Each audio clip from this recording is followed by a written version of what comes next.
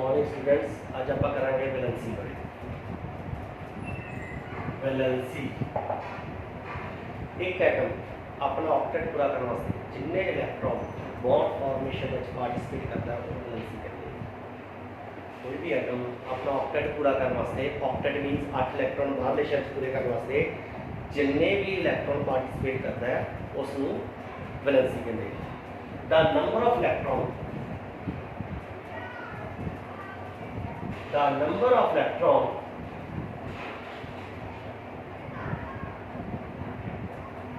an atom participate in the bond formation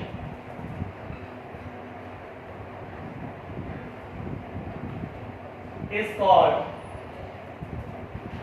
valency of an atom। उस atom की valency कहते हैं जिन्ने भी इलेक्ट्रॉन पार्टिसिपेट करता है। पार्टिसिपेट क्यों करता है? ऑक्टेट पूरा करने वास्ते। यानी एक भी कोई भी एटम दो तरीके से पार्टिसिपेट कर सकता है, या तो इलेक्ट्रॉन लॉस या गेन कर सकता है या ट्रांसफर कर सकता है। एक एटम तो इलेक्ट्रॉन ट्रांसफर हो जाता है दूसरे एटम च। वो उदों पॉसीबल होता है जो एक पासे मैटल होवे, क्योंकि मैटल का साइज बहुत बड़ा होता है। जो इलेक्ट्रॉन है वो न्यूक्लियस के नाल लूजली हैड होता है। जो कोई एटम का साइज वड्डा होवे ਉਹਦੇ ਬਾਹਰਲੇ ਸ਼ੈਲ ਵਿੱਚ 1 2 ਜਾਂ 3 ਇਲੈਕਟ੍ਰੋਨ ਹੋਣ, 1 2 ਜਾਂ 3 ਇਲੈਕਟ੍ਰੋਨ, ਤੇ ਸਾਈਜ਼ ਵੱਡਾ ਹੋਣ ਕਰਕੇ ਨਿਊਕਲੀਅਸ ਦਾ ਡਿਸਟੈਂਸ ਵੀ ਜ਼ਿਆਦਾ ਹੋਵੇ। ਤੇ ਡਿਸਟੈਂਸ ਜ਼ਿਆਦਾ ਹੋਊਗਾ ਤਾਂ ਤੁਹਾਨੂੰ ਮੈਂ ਦੱਸਿਆ ਸੀ ਵੀ ਪੋਜ਼ਿਟਿਵ ਤੇ ਨੈਗੇਟਿਵ ਚਾਰਜ ਅਟਰੈਕਸ਼ਨ ਘੱਟ ਰਹੇਗੀ। ਯਾਨੀ ਆਹ ਇਲੈਕਟ੍ਰੋਨ ਤੁਹਾਡਾ ਨਿਊਕਲੀਅਸ ਦੇ ਨਾਲ ਲੂਜ਼ਲੀ ਹੈਡ ਹੈ। ਲੂਜ਼ਲੀ ਮੀਨਸ ਇਹ ਇਲੈਕਟ੍ਰੋਨ ਜਿਹੜਾ ਇਹਦੇ ਨਾਲ ਅਟਰੈਕਸ਼ਨ ਜਿਹੜੀ ਘੱਟ ਹੈ। ਅਟਰੈਕਸ਼ਨ ਘੱਟ ਦਾ ਮਤਲਬ ਕੀ ਹੈ ਵੀ ਘੱਟ એનર્ਜੀ ਚਾਹੀਦੀ ਹੈ ਇਹਨੂੰ ਲਾਸ ਕਰਨ ਵਾਸਤੇ। ਇਹਨੂੰ ਲਾਸ ਕਰਨ ਵਾਸਤੇ ਘੱਟ એનર્ਜੀ ਚਾਹੀਦੀ ਹੈ। ਘੱਟ એનર્ਜੀ ਦਾ ਮਤਲਬ ਇਹਦੀ ਆਇਓਨਾਈਜੇਸ਼ਨ ਥੈਰੇਪੀ ਘੱਟ ਹੁੰਦੀ ਹੈ। ਜਿਹਦੀ ਆਇਓਨਾਈਜੇਸ਼ਨ ਥੈਰੇਪੀ ਬਹੁਤ ਲੋ ਹੋਵੇ, the atom has tendency to lose the electron, that is metal। ਉਹਨੂੰ ਮੈਟਲ ਕਹਿੰਦੇ ਆ। ਮੈਟਲ ਕਿਹੜਾ ਐਟਮ ਮੈਟਲ ਹੁੰਦਾ ਹੈ, ਕਿਹੜਾ ਐਟਮ ਨਾਨ ਮੈਟਲ ਹੁੰਦਾ ਹੈ? ਉਹ ਐਟਮ ਜਿਹੜਾ ਇਲੈਕਟ੍ਰੋਨ ਲਾਸ ਕਰਨ ਦੀ ਟੈਂਡੈਂਸੀ ਕਰਦਾ ਹੈ, which have a tendency to lose electron। ਤੇ ਲਾਸ ਕਰਨ ਦੀ ਟੈਂਡੈਂਸੀ ਕੌਣ ਲੱਗੂਗਾ? ਜਿਹਦੀ ਆਇਓਨਾਈਜੇਸ਼ਨ ਥੈਰੇਪੀ ਘੱਟ ਹੋਏਗੀ। ਤੇ ਆਇਓਨਾਈਜੇਸ਼ਨ ਥੈਰੇਪੀ ਘੱਟ ਕਿਹਦੀ ਹੋਏਗੀ? ਜਿਹਦਾ ਸਾਈਜ਼ ਵੱਡਾ ਹੋਏਗਾ ਤੇ ਬਾਹਰਲੇ ਸ਼ੈਲ 'ਚ ਇਲੈਕਟ੍ਰੋਨ ਘੱਟ ਹੋਣਗੇ। ਜਿੰਨੇ ਇਲੈਕਟ੍ਰੋਨ ਘੱਟ ਹੋਣਗੇ ਸਾਈਜ਼ ਵੱਡਾ ਹੋਏਗਾ, डिस्टेंस होना ज़्यादा होएगा, अट्रैक्शन घट होएगी, घट एनर्जी चाहिए होएगी इलैक्ट्रॉन को बाहर कढ़ने वास्ते। जो भी कोई इहो जे एटम के नाल कोई छोटा एटम जिहदा न्यूक्लियस के विच अट्रैक्शन ज़्यादा होती है, कॉन्टैक्ट में आता है, तो ये न्यूक्लियस इहनूं अट्रैक्ट कर देता है।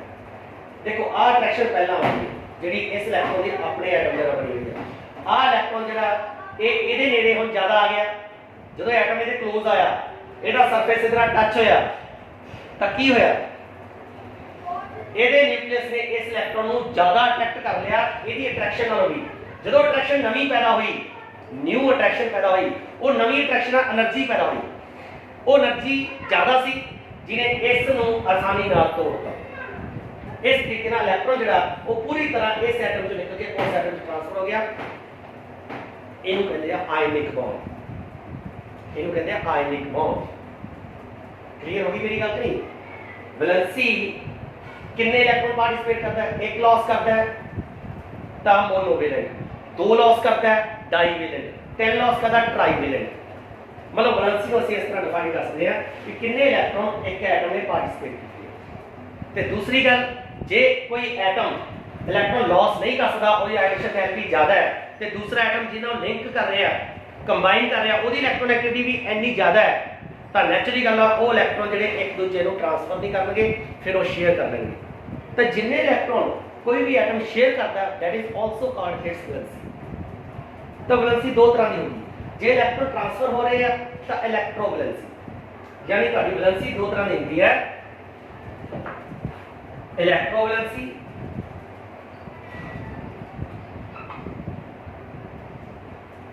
इलेक्ट्रोवैलेंसी की the number of electron transfer from one atom to another, the number of electron transferred from one atom to another is called electrovalency। is called its electrovalency। या ਤੁਸੀਂ ਇਹ ਵੀ ਕਹਿ ਸਕਦੇ ਆ ਵੀ ਇੱਕ ਐਟਮ ਜਿੰਨੇ ਇਲੈਕਟ੍ਰੋਨ ਲਾਸ ਕਰਦਾ ਹੈ ਜਾਂ ਦੂਸਰਾ ਐਟਮ ਜਿੰਨੇ ਇਲੈਕਟ੍ਰੋਨ ਗੇਨ ਕਰਦਾ ਹੈ ਉਹਨੂੰ ਇਲੈਕਟ੍ਰੋਵੈਲੈਂਸੀ ਕਹਿੰਦੇ ਆ। ਇਹਦੇ ਤੁਸੀਂ ਆਪਣੇ ਤਰੀਕੇ ਨਾਲ ਜਿਵੇਂ ਮਰਜ਼ੀ ਡਿਫਾਈਨ ਕਰ ਸਕਦੇ ਆ। ਤੁਹਾਨੂੰ ਮੈਂ ਸਮਝਾਤਾ ਵੀ ਇਲੈਕਟ੍ਰੋਵੈਲੈਂਸੀ ਕੀ ਹੁੰਦੀ ਹੈ ਵੀ ਕੋਈ ਐਟਮ ਇਲੈਕਟ੍ਰੋਨ ਲਾਸ ਕਰ ਦਿੰਦਾ ਹੈ, ਕੋਈ ਗੇਨ ਕਰ ਲੈਂਦਾ ਹੈ।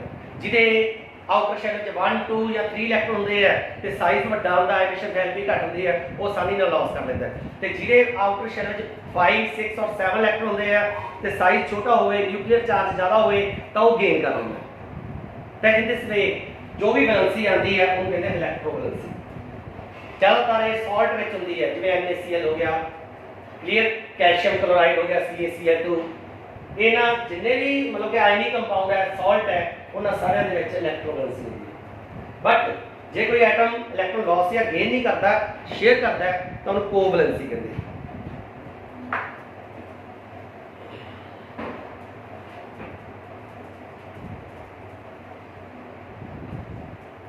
The covalence की definition ਅਸੀਂ ਕਿਵੇਂ ਦੇਵਾਂਗੇ? The number of electron by an atom to combine with other atom in a covalent bond। covalent bond ਦੁਆਰਾ, covalent bond यानी ਸਾਂਝੇ ਇਲੈਕਟ੍ਰੋਨ ਜਿਹੜੇ ਹੁੰਦੇ ਆ, ਸਾਂਝੇ ਇਲੈਕਟ੍ਰੋਨ ਕਰਨ ਨਾਲ ਜਿਹੜਾ ਬੌਂਡ ਬਣਦਾ ਉਹਨੂੰ covalent bond ਕਹਿੰਦੇ ਆ। The number of electron by an atom participate in the formation of covalent bond। Formation of covalent bond is called covalency। Is called covalency of that atom। उस atom की covalency कहते हैं। ठीक है, जितने electron participate करेगा। For example जब अपन oxygen का देखिए, ऑक्सीजन की कोवैलेंसी कितनी हो सकती है? एटॉमिक नंबर ऑक्सीजन का 8 है, इलेक्ट्रॉन कॉन्फ़िगरेशन 2 6 है। अपना ऑक्टेट पूरा करने वास्ते 2 इलेक्ट्रॉन चाहिए। It means it can share 2 electrons with other oxygen.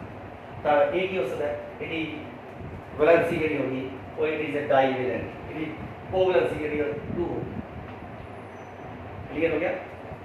J valency ਨੂੰ डिफाइन करना होवे कोवैलेंसी ਨੂੰ ਤਾਂ एक ਹੋਰ तरीका है। हाइड्रोजन ਜਿਹਦੇ ਕੋਲ 1 इलेक्ट्रॉन है, एक ही पार्टिसिपेट कर सकता है। इट मींस एक एटम नाल जिन्ने हाइड्रोजन के एटम जुड़ जान या जिन्ने हैलोजन के एटम जुड़ जान वो भी उसकी कोवैलेंसी। अमोनिया का फार्मूला की है NH, वाटर का फार्मूला की है H2O। इन्हां दोनों कंपाउंड्स तो तुहानूं नाइट्रोजन ते ऑक्सीजन की कोवैलेंसी का डायरेक्ट पता लग जाएगा। देखो नाइट्रोजन कितने हाइड्रोजन जुड़दा? 3। मींस नाइट्रोजन ने अपने 3 इलेक्ट्रॉन पार्टिसिपेट किए हैं। एक हाइड्रोजन नाल, दूसरा इलेक्ट्रॉन दूसरे हाइड्रोजन के इलेक्ट्रॉन नाल, तीसरा इलेक्ट्रॉन तीसरे हाइड्रोजन के इलेक्ट्रॉन नाल, तो 3 इलेक्ट्रॉन पार्टिसिपेट किए हैं। तेरी कोवैलेंसी जी होगी 3 होगी। ये बनाने की लोड़ ही नहीं, इतने पता लग गया जिन्ने हाइड्रोजन जुड़े हैं। इतने ऑक्सीजन के 2, तेरी कोवैलेंसी 2 होगी। HCl है, इस Cl की कोवैलेंसी कितनी होगी? 1 होगी। इस तरीके नाल एक एटम के नाल जिन्ने हाइड्रोजन के एटम अटैच हो सकते हैं या PCl5 है। What is the covalency of phosphorus? That is 5। PCl5 5 electron के पार्टिसिपेट करते हैं, that is 5। क्लियर? समझ आ गई? ताकि ये होगा एनर्जी वैलेंसी। वैलेंसी का टॉपिक इतने ही खत्म हो गया। ये नाल लग पे तुहानूं मैं डायगोनल रिलेशनशिप करवाना है।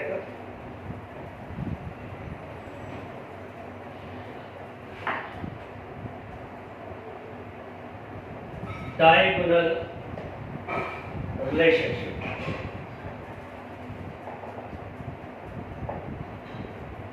कहते जो तुसी पीरियोडिक टेबल सारे देखा होगा।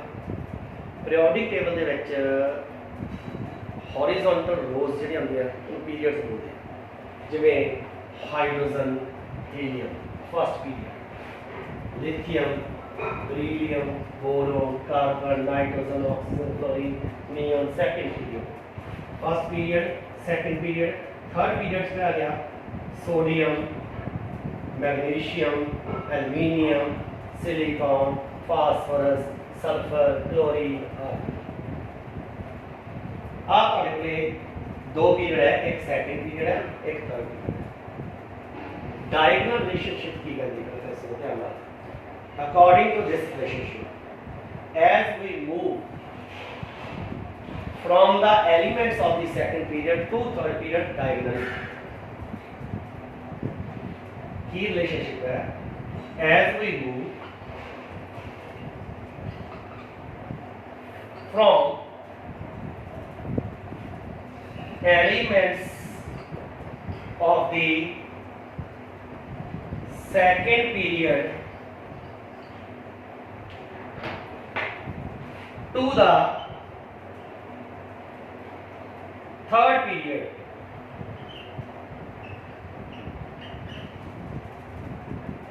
diagonally, as we move from elements of the second period to the third period diagonally, the properties of the elements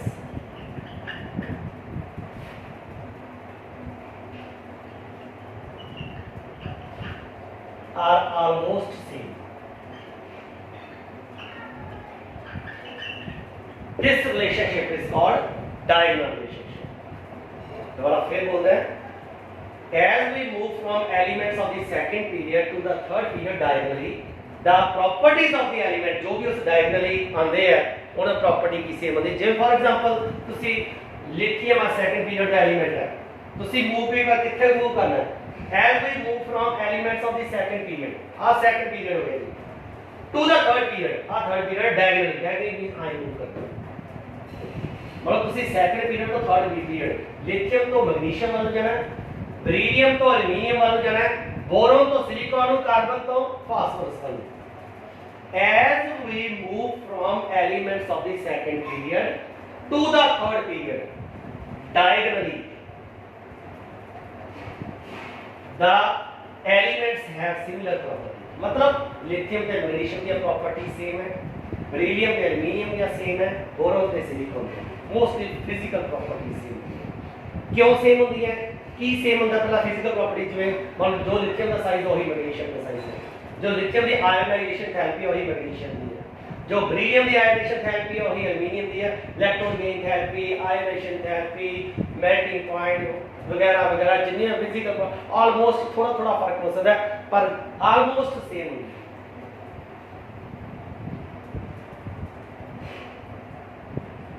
almost same ਇਹਦਾ ਕੀ ਇਹਨੂੰ ਕਹਿੰਦੇ ਡਾਇਗੋਨਲ ਰਿਲੇਸ਼ਨਸ਼ਿਪ। ਬਣਾਈ ਸਿਰਫ ਸੈਕੰਡ ਤੇ ਥਰਡ ਪੀਰੀਅਡ ਵਾਸਤੇ, ਹੋਰ ਕਿਸੇ ਵਾਸਤੇ ਪੋਸੀਬਲ ਨਹੀਂ, ਕਿਉਂਕਿ ਉਸ ਤੋਂ ਬਾਅਦ ਡੀ ਬਲੌਕ ਐਲੀਮੈਂਟਸ ਆ ਜਾਂਦੇ ਆ, ਪ੍ਰੋਪਰਟੀਜ਼ ਵਿੱਚ ਬਹੁਤ ਜ਼ਿਆਦਾ ਵੇਰੀਏਸ਼ਨਸ ਆ ਜਾਂਦੀਆਂ। ਇਸ ਕਰਕੇ ਜਿਹੜੀ ਡਾਇਗੋਨਲ ਰਿਲੇਸ਼ਨਸ਼ਿਪ ਆ ਸੈਕੰਡ ਤੋਂ ਥਰਡ ਪੀਰੀਅਡ ਦੇ ਵਿੱਚ ਹੀ ਆਪਣੇ ਲਾਗੂ ਹੁੰਦੀ ਹੈ। ਤਾਂ ਕਹਿਣ ਦਾ ਮਤਲਬ ਇਹ ਹੈ ਵੀ ਇਹਨਾਂ ਦੀ ਸੇਮ ਕਿਉਂ ਹੁੰਦੀ ਹੈ, ਤਾਂ ਧਿਆਨ ਨਾਲ ਸੁਣੋ। ਤੁਸੀਂ ਲਿਥੀਅਮ ਤੋਂ ਮੰਨ ਲਓ ਮੈਗਨੀਸ਼ੀਅਮ ਵੱਲ ਜਾਣਾ, ਕਿਵੇਂ ਜਾਓਗੇ? ਤੁਸੀਂ ਪਹਿਲਾਂ ਲਿਥੀਅਮ ਤੋਂ ਬੋਰੀਲੀਅਮ ਵੱਲ ਜਾਓ। ਦੱਸੋ as we move from left to right, ਜੋ ਆਪਾਂ ਇੱਧਰੋਂ ਇੱਧਰ ਜਾਂਦੇ ਹਾਂ ਸਾਈਜ਼ ਘੱਟ ਕਰਕੇ ਵੱਧਦਾ। ਨੈਚੁਰਲੀ ਗੱਲ ਹੈ ਜੇ ਆ ਲਿਥੀਅਮ ਦਾ ਸਾਈਜ਼ ਆ, ਆ ਬੋਰੀਲੀਅਮ ਦਾ ਸਾਈਜ਼ ਛੋਟਾ ਹੋ ਜਾਏਗਾ। ਪਰ ਉਹੀ ਤੁਸੀਂ ਨੀਚੇ ਨੂੰ ਜਾਂਦੇ ਆ ਤਾਂ ਸਾਈਜ਼ ਵੱਡਾ ਹੋ ਜਾਂਦਾ ਹੈ। ਸਾਈਜ਼ ਇੱਥੇ ਫਿਰ ਵੱਡਾ ਹੋ ਗਿਆ, ਤੁਸੀਂ ਦੇਖੋਗੇ ਇਹਨਾਂ ਦਾ ਸਾਈਜ਼ ਲਗਭਗ ਸੇਮ ਹੋ। ਤੇ ਜੇ ਸਾਈਜ਼ ਸੇਮ ਹੋ ਗਿਆ ਤਾਂ ਡਿਸਟੈਂਸ ਵੀ ਸੇਮ ਹੋ ਗਿਆ, ਆਲਮੋਸਟ ਪ੍ਰੋਪਰਟੀਜ਼ ਵੀ ਸੇਮ ਹੈ, ਕਿਉਂਕਿ ਜ਼ਿਆਦਾਤਰ ਪ੍ਰੋਪਰਟੀਜ਼ ਐਟੋਮਿਕ ਸਾਈਜ਼ ਤੇ ਡਿਪੈਂਡ ਕਰਦੀਆਂ। ਇਹਨੂੰ ਜਾਈਏ ਐਡੀਸ਼ਨ ਥੈਰੇਪੀ ਘਟਦੀ ਹੈ, ਇਹਨੂੰ ਜਾਈਏ ਵਧਦੀ ਹੈ, ਜਿੰਨੀ ਘਟੀ ਉਨੀ ਵਧੀ। ਮੀਨ ਜਿੰਨਾ ਸਟੈਪ ਤੁਸੀਂ ਇੱਕ ਪਾਸੇ ਨੂੰ ਜਾ ਕੇ ਚੱਕਦੇ ਆ ਇਧਰਲੇ ਪਾਸੇ ਨੂੰ, ਉਹੀ ਵਾਪਸ ਹੋ ਜਾਂਦਾ ਇੱਧਰ ਨੂੰ। ਜਿੰਨਾ ਇੱਧਰ ਨੂੰ ਜਾਓਗੇ ਉਨਾ ਹੀ ਵਾਪਸ ਇੱਧਰ ਹੋ ਜਾਏਗਾ, ਜਿੰਨਾ ਇੱਧਰ ਨੂੰ ਜਾਓਗੇ ਉਨਾ ਹੀ ਵਾਪਸ ਇੱਧਰ ਹੋ ਜਾਏਗਾ। ਇੱਕ ਪਾਸੇ ਨੂੰ ਘਟਦੀ ਪਈ ਹੈ, ਦੂਜੇ ਪਾਸੇ ਨੂੰ ਵੱਧ ਜਾਂਦੀ ਹੈ, ਇੱਧਰ ਨੂੰ ਵਧੂਗੀ, ਇੱਧਰ ਨੂੰ ਘਟ ਜੂਗੀ, ਡਾਇਗੋਨਲੀ ਸੇਮ ਹੋ ਜਾਂਦੀ ਹੈ। ਇਹਨੂੰ ਕਹਿੰਦੇ diagonal relationship. That is very very important topic. दो टॉपिक तो मैं करवाते वैलेंसी के डायगोनल रिलेशनशिप, इसमें ध्यान में देखिए। कई बार क्वेश्चन आ जाता है why the properties of boron and silicon are same due to diagonal relationship. उसे डायगोनल रिलेशनशिप की डेफिनेशन दस के उसी को क्लियर करते हैं। कोई भी किसी फिजिकल प्रॉपर्टी ले लो, एक भी प्रॉपर्टी ले लो, एक्सप्लेन कर दो भी as we move from boron to carbon the atomic radius radii decreases, but from carbon to silicon it increases, and the increase is as same as the decrease। जिन्नी increase हुई है, जिन्नी decrease है वो same होगी, जिन्नी boron तो carbon से डिक्रीज हुई है उन्नी इंक्रीज होगी, then the atomic size of boron and silicon become same. This is called diagonal relationship. ताकि ध्यान नाल पढ़ लियो। Thank you very much. आज वास्ते तक